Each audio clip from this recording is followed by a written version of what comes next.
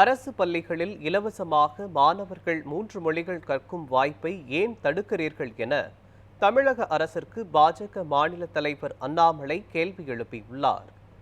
இது தொடர்பாக அவர் வெளியிட்டுள்ள பதிவில், தனியார் பள்ளிகளில் படிக்கும் திமுகவினரின் குழந்தைகள் மட்டும் 3 மொழிகள் கற்பதாக விமர்சனம் செய்துள்ளார்.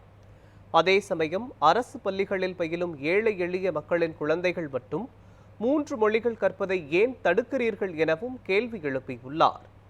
ஏழை எளிய மக்களின் குழந்தைகள் மும்மொழி கற்கும் வாய்ப்பை தமிழக அரசு மறுப்பதாகவும் அண்ணாமலை குற்றம் சாட்டியுள்ளார்.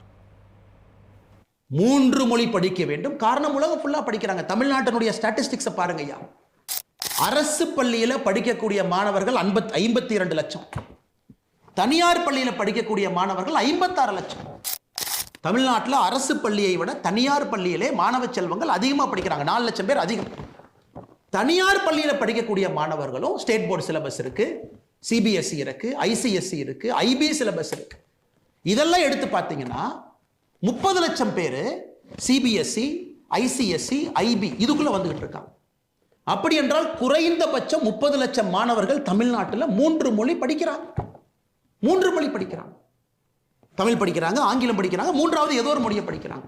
பிடிச்ச மொழியை படிங்க, 3வது மொழி படிங்க. ஆனா உங்க குழந்தை பிரெஞ்சு மொழி படிக்கணும் பிரைவேட் ஸ்கூல்ல. இந்த 52 லட்சம் பேர் அரசு பள்ளியில தட்டு தடுமாறி, அதில் லட்சக்கணக்கான மாணவர்கள் வெறும் மரத்துக்கு கீழே வெயில்ல உடைஞ்சு போன ஒரு பிளாக் போர்டை வச்சுக்கிட்டு குறைவாக ஆசையில் இருக்கக்கூடிய அந்த நேரத்தில் அவங்க படிச்சுட்டு இருக்காங்க. இதை எப்படி ஏத்துக்க முடியும்?